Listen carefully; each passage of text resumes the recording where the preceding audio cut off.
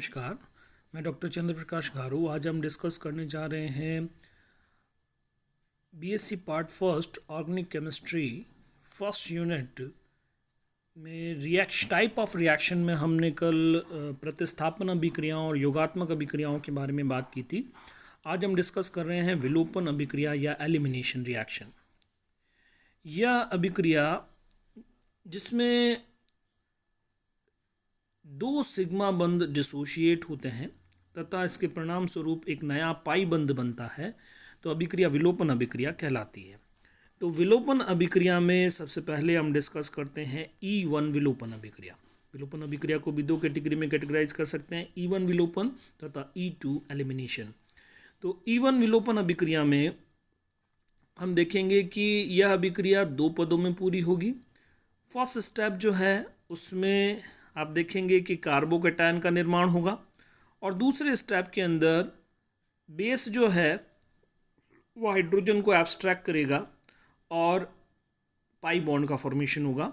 तो जो पहला स्टेप है विलोपन अभिक्रिया का, उसके प्रथम पद में कार्बन हैलोजन बंध विखंडन द्वारा कार्बोकेटायन का निर्माण होता है, जैसे कि प्रोपिल ब्रोमाइड के अंदर दर्शाया गया है। प्रोपिल कार्बोकेटायन का निर्माण होता है और Br- एलिमिनेट हो जाता है। दूसरा जो पद है अभिक्रिया के सेकंड स्टेप के अंदर अल्फा हाइड्रोजन प्रोटॉन के रूप में निष्कासित किया जाता है, जिससे एल्कीन का निर्माण हो जाता है। तो यहाँ पे रिएक्शन जो है वो दर्शाई गई है। इस रिएक्शन में आप देख सकते हैं कि जो हाइड्रोजन है वो यहाँ पे क्षार के द्वारा एब्स्ट्रैक्ट किया जाता है। इथॉक्साइड के फॉर्म में क्षार जो है वो हाइड्रोजन को एलिमिनेट करता है, उसको निष्कासित करता है और प्रोपीन का निर्माण यहाँ पे हो जाता है। दूसरा हम रिएक्शन करते हैं E2 विलोपन अभिक्रिया। E2 विलोपन अभिक्रिया में अभिक्रिया एक ही पद में पूरी हो रही है और एक ही स्टेप के अंदर आप देखते हैं कि जो क्षार है वो साइमल्टेनियसली प्रोटॉन का निष्कासन भी करता है और साथ ही साथ Br- भी एलिमिनेट हो जाता है। तो ये सिंगल स्टेप के अंदर रिएक्शन होती है और यहाँ पर भी जो है एल्कीन का निर्माण आपको देखने को मिलेगा। तो अब आप देख सकते हैं कि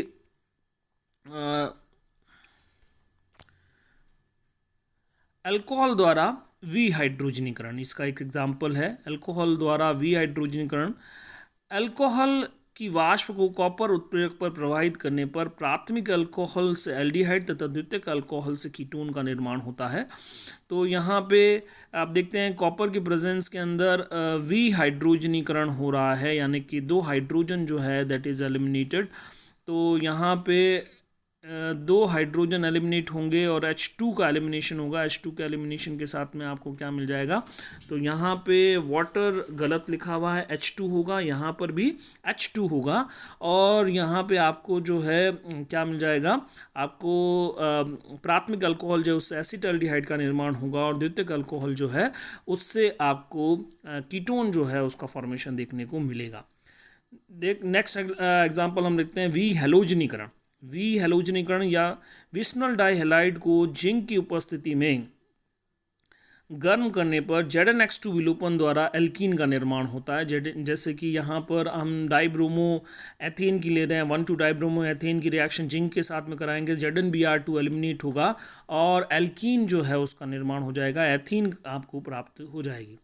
विहाइड्रोएलोजनीकरण यानी कि HBr का एलिमिनेशन हो रहा है। इसमें अल्कोहलिक QH की उपस्थिति में जब एथिल ब्रोमाइड को हीट किया जाता है, उस कंडीशन के अंदर HBr का एलिमिनेशन होता है और एल्कीन उत्पाद के रूप में प्राप्त होती है। निर्जलीकरण, यहाँ पे अल्कोहल का निर्जलीकरण जब सल्फ्यूरिक एसिड की प्रेजेंस में किया जाता है तो वाटर का एलिमिनेशन होता है। वाटर के एलिमिनेशन के साथ में एल्कीन उत्पाद के रूप में प्राप्त होती है। नेक्स्ट रिएक्शन जो कि अगली अभिक्रिया है जो कि हमें डिस्कस करनी है, क्योंकि पेरिसाइक्लिक रिएक्शन हमें डिस्कस नहीं करनी है, वो हमारे सिलेबस का पार्ट नहीं है। हम नेक्स्ट रिएक्शन जो डिस्कस करने जा रहे हैं वो है पुनर्विन्यास अभिक्रिया। पुनर्विन्यास अभिक्रिया, यदि किसी अभिक्रिया के दौरान अणु में उपस्थित परमाणु या परमाणुओं का समूह एक परमाणु से दूसरे परमाणु पर विस्थापित हो जाता है, प्रतिस्थापित हो जाता है, तो अभिक्रिया पुनर्विन्यास अभिक्रिया कहलाती है। तो यहाँ पे हम देखेंगे कि RCH2CH3X के अंदर जो XCS2 के साथ में टर्मिनल कार्बन के साथ जुड़ा हुआ है वो मध्यवर्ती कार्बन के ऊपर शिफ्ट हो रहा है, तो यह अभिक्रिया जो है वो पुनर्विन्यास अभिक्रिया, यानी X जो है एक परमाणु से दूसरे उसी मॉलिक्यूल के अंदर के दूसरे परमाणु पर शिफ्ट हो रहा है, इस कारण से यह अभिक्रिया पुनर्विन्यास अभिक्रिया होगी। तो यहाँ पे पुनर्विन्यास अभिक्रिया के एग्जाम्पल्स के रूप में यदि हम देखें, जैसे कि ब्यूटेन को AlCl3 के प्रेजेंस में जब गर्म किया जाता है तो आइसोब्यूटेन का निर्माण होता है, जो कि यहाँ पे दर्शाया गया है। दूसरा, यदि हम प्रोपिल क्लोराइड को AlCl3 के प्रेजेंस में गर्म करते हैं तो आइसोप्रोपिल क्लोराइड का निर्माण हो जाता है। हॉफमैन ब्रोमेमाइड अभिक्रिया भी पुनर्विन्यास अभिक्रिया का एक बहुत महत्वपूर्ण एग्जाम्पल है। हॉफमैन ब्रोमेमाइड अभिक्रिया के दौरान एल्किल नाइट्रीन मध्यवर्ती एल्किल आइसोसाइनेट मध्यवर्ती का निर्माण करता है, जो पुनर्विन्यास अभिक्रिया का उदाहरण है। इसमें क्या किया जाता है, इसको आप देखेंगे कि क्षार की उपस्थिति में जो अमाइड है उसको ब्रोमीन के साथ जब गर्म किया जाता है तो यहाँ पर जो एल्किल नाइट्रीन जो है एसाइल नाइट्रीन के फॉर्म में हमें मध्यवर्ती बनता है। ये मध्यवर्ती जो है वो आइसोसाइनेट के अंदर कन्वर्ट हो जाता है। फाइनली उसका जब हाइड्रोलिसिस सोडियम हाइड्रोक्साइड के प्रेजेंस में किया जाता है तो आपको एमीन उत्पाद के रूप में प्राप्त होता है। तो ये अभिक्रिया जो है हॉफमैन ब्रोमेमाइड अभिक्रिया, जिसके अंदर आप देख रहे हैं कि जो आर है, आर का जो विस्थापन हो रहा है, शिफ्टिंग जो हो रही है वो किसके ऊपर हो रही है, नाइट्रोजन के ऊपर हो रही है। तो यहाँ भी ये जो स्टेप है ये पुनर्विन्यास का एक एग्जाम्पल है, जिसके थ्रू आगे हाइड्रोलिसिस के द्वारा एमीन का निर्माण हो जाता है। अभिकर्मकों के प्रकार, अभिकर्मकों को 3 भागों में विभक्त किया जाता है, नाभिक स्नेही अभिकर्मक, इलेक्ट्रॉन स्नेही अभिकर्मक और मुक्त मूलक। तो सबसे पहले हम बात करते हैं नाभिक स्नेही अभिकर्मक। यह अभिकर्मक जो इलेक्ट्रॉन धनी होता है तथा अभिक्रिया के दौरान क्रियाकारी पदार्थ के इलेक्ट्रॉन न्यून इलेक्ट्रॉन डेफिशिएंट सेंटर के ऊपर आक्रमण करता है, नाभिक स्नेही अभिकर्मक कहलाता है। कार्बोनिल यौगिकों की अभिक्रिया HCN से कराने पर साइनाइड आयन नाभिक स्नेही की भांति आंशिक धनावेशित इलेक्ट्रॉन न्यून कार्बन पर आक्रमण करता है। तो हमें पता है कि कार्बोनाइल कार्बन जो है वो पार्शली पॉजिटिव होता है, यानी कि यह इलेक्ट्रॉन डेफिशिएंट सेंटर है। इस इलेक्ट्रॉन डेफिशिएंट सेंटर के ऊपर साइनाइड आयन नाभिक स्नेही की भांति आक्रमण करता है, मध्यवर्ती बनता है, जिसमें प्रोटॉन के आक्रमण द्वारा साइनोहाइड्रिन का निर्माण होता है। तो ये जो एग्जाम्पल है इसमें साइनाइड जो है वो नाभिक स्नेही की भांति आक्रमण कर रहा है। नेक्स्ट, यहाँ साइनाइड नाभिक स्नेही हम जो है उसको 2 कैटेगरी में कैटेगराइज कर सकते हैं। एक तो ऋणावेशित नाभिक स्नेही, दूसरा उदासीन नाभिक स्नेही। सबसे पहले हम बात करते हैं ऋणावेशित नाभिक स्नेही को, नाभिक स्नेही जिसके ऊपर नेगेटिव चार्ज होता है, जैसे hydride, hydroxide, halide, cyanide, ethoxide, carb anion और भी नेगेटिवली चार्ज जो आयन होंगे, NH2 नेगेटिव, फिनॉक्साइड आयन, ये सारे के सारे जो है नेगेटिवली चार्ज आयन जो है उनको अपन क्या कहते हैं, नाभिक स्नेही की भांति, क्योंकि ये इलेक्ट्रॉन रिच होते हैं और अभिक्रिया के दौरान इलेक्ट्रॉन डेफिशिएंट सेंटर के ऊपर ये आक्रमण करते हैं। इस कारण से हम इन्हें जो है नाभिक स्नेही के रूप में कैटेगराइज करते हैं। दूसरा, उदासीन नाभिक स्नेही। उदासीन नाभिक स्नेही जिसके पास में एकांक इलेक्ट्रॉन युग के रूप में इलेक्ट्रॉन धनी केंद्र पाया जाता है, ऑक्सीजन के ऊपर, नाइट्रोजन के ऊपर, हेलोजन के ऊपर, जैसे कि हम देख रहे हैं यहाँ पे सल्फर के ऊपर, वाटर, अल्कोहल, ईथर, थायो अल्कोहल, थायो ether, RMgX, alkyl lithium. Organometallic compound के अंदर हम जानते हैं कि क्योंकि कार्बन और धातु के बीच में बॉन्ड होता है और धातु जो है विद्युत धनी होती है, इस कारण से कार्बन के ऊपर ऋणावेश आता है और वो कार्बन आयन के रूप में नाभिक स्नेही के रूप में आक्रमण करता है। इसी तरह से nitrogen containing ammonia, amine, secondary amine, tertiary amine, sodium borohydride जिसमें H- अटैक करता है, लिथियम बोरोहाइड्राइड जिसमें जो है अगेन हाइड्रोजन जो है वो हाइड्राइड के फॉर्म में आक्रमण करता है इलेक्ट्रॉन न्यून सेंटर के ऊपर। तो ये सारे एग्जाम्पल जो है वो किसके हैं, नाभिक स्नेही के। इलेक्ट्रॉन स्नेही या इलेक्ट्रोफाइल जो है वो इलेक्ट्रॉन डेफिशिएंट स्पीसीज होता है और अभिक्रिया के दौरान इलेक्ट्रॉन धनी केंद्र के ऊपर यह आक्रमण करता है। इलेक्ट्रॉन स्नेही जैसे अल्कीन की अभिक्रिया यदि HBr से कराते हैं तो प्रोटॉन इलेक्ट्रॉन स्नेही की भांति कार्बन पर आक्रमण करता है द्विबंधित कार्बन पर, जिससे कार्बोकैटायन बनता है। फिर उसके ऊपर ब्रोमाइड के आक्रमण द्वारा आपको योगात्मक उत्पाद जो है वो प्राप्त हो जाता है। तो ये एक इलेक्ट्रॉन स्नेही योगात्मक अभिक्रिया का एग्जाम्पल है। तो इलेक्ट्रॉन स्नेही भी दो कैटेगरी में कैटेगराइज किए जा सकते हैं, धनावेशित तथा उदासीन। तो इसमें धनावेशित इलेक्ट्रॉन स्नेही का एग्जाम्पल यदि अपन देखें तो H+, nitronium ion, NO+, R+, Rn2+, X+, ये सभी जो है वो धनावेशित इलेक्ट्रॉन स्नेही है। उदासीन इलेक्ट्रॉन स्नेही की अगर हम बात करें तो FeCl3, AlCl3, लुईस अम्ल जिसको अपन कहते हैं, वो इस कैटेगरी के अंदर कैटेगराइज किए जाएंगे। इसी तरह से कार्बीन है, नाइट्रीन है, ये भी उदासीन इलेक्ट्रॉन्स नहीं की बात है, क्योंकि इनके पास भी सष्टक पाया जाता है, अष्टकपूर्ण नहीं होता। इसका आंसर ये भी इलेक्ट्रॉन डेफिशिएंट स्पीसीज की तरह एक्ट करते हैं और इलेक्ट्रॉन रिच सेंटर के ऊपर इनका आक्रमण होता है। तो ये भी एक एग्जाम्पल जो है हम देख सकते हैं कि इलेक्ट्रॉन स्नेही का एग्जाम्पल है। मुक्त मूलक, अयुग्मित इलेक्ट्रॉन युक्त स्पीसीज मुक्त मूलक कहलाती है। अभिक्रिया के दौरान समास बंध विखंडन द्वारा मुक्त मूलक का निर्माण होता है। एल्केन का हैलोजनीकरण मुक्त मूलक क्रियाविधि द्वारा होता है। इसमें क्लोरीन मुक्त मूलक एल्केन से क्रिया कर एल्किल हैलाइड का निर्माण करता है। यहाँ पे सूर्य के प्रकाश की उपस्थिति में क्लोरीन से अभिक्रिया होती है, जो कि यहाँ पे दर्शाई गई है। और यहाँ पे सबसे पहले क्लोरीन मुक्त मूलक बनेगा, जो एल्केन के साथ में क्रिया करके आप देखेंगे कि एल्किल मुक्त मूलक का निर्माण करता है। इसी तरह से एंटी मार्कोनिकॉफ अभिक्रिया के अंदर भी आप देखते हैं कि हाइड्रोक्सिल मुक्त मूलकों का निर्माण होता है। फिर ब्रोमीन मुक्त मूलक बनता है।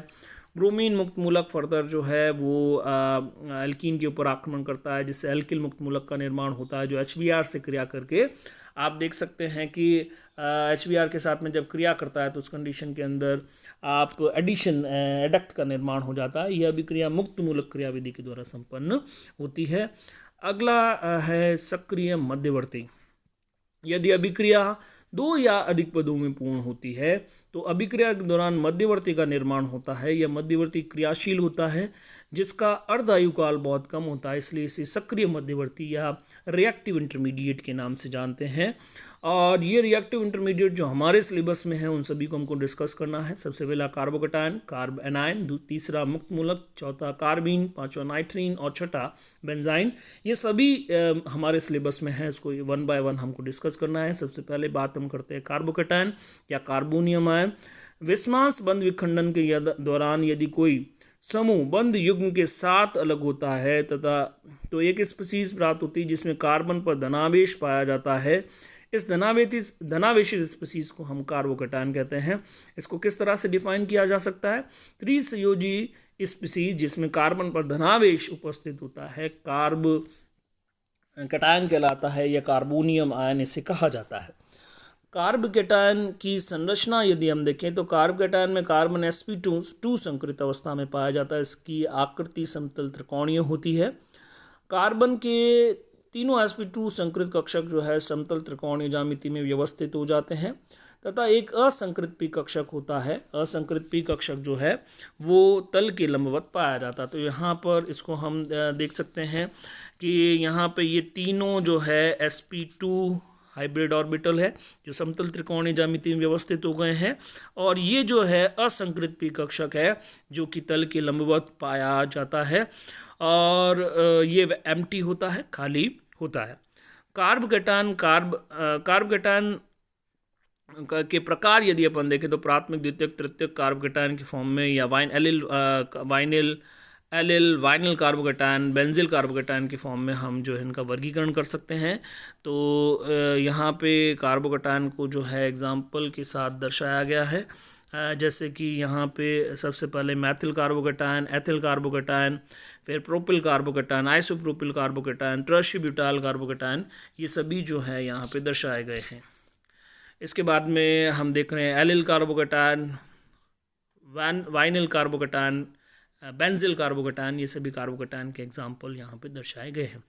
कार्बोकैटायन का निर्माण, तो कार्बोकैटायन के निर्माण की 4 विधियाँ जो है यहाँ पे दर्शाई गई है। तो सबसे पहली विधि हम देखें हेलो एल्केन से। हेलो एल्केन SN1 क्रिया में कार्बोकैटायन का निर्माण करता है। ये हमें पता है कि यहाँ पे रेजोनेंस बंध विखंडन होगा कार्बन और हैलोजन के बीच में, जिससे Cl- के रूप में एलिमिनेट होगा और एथिल कार्बोकैटायन का निर्माण होगा। अल्कोहल के प्रोटोनीकरण से, तो इसके अंदर प्रोटोनीकरण पहले होगा, प्रोटोनेशन के बाद में डिहाइड्रेशन रिएक्शन होगी, वाटर का मॉलिक्यूल एलिमिनेट होगा और एल्किल कार्बोकैटायन जो है उसका निर्माण हो जाएगा। कार्बोनिल समूह के प्रोटोनीकरण से, यहाँ पर भी कार्बोनाल ऑक्सीजन जो है उसके ऊपर उसका प्रोटोनीकरण होता है। और फाइनली यहाँ पर जो है कार्बन के ऊपर जो है इलेक्ट्रॉन शिफ्टिंग के थ्रू कार्बन के ऊपर पूर्ण धनावेश आ जाता है कि पहले से कार्बन पार्शियली पॉजिटिव होता है, प्रोटोनीकरण के द्वारा उसके ऊपर पूरा पॉजिटिव चार्ज जो है वो शिफ्ट हो जाता है और कार्बोकैटायन का निर्माण होता है। एल्कीन पर इलेक्ट्रॉन स्नेही का योग जब होता है, हम इलेक्ट्रोफिलिक एडिशन रिएक्शन हम देखते हैं, यहाँ पे इलेक्ट्रोफाइल जब अटैक करता है तो कार्बोकैटायन का निर्माण यहाँ पर भी आपको देखने को मिलता है। आगे हम कल डिस्कस करेंगे। Thank you.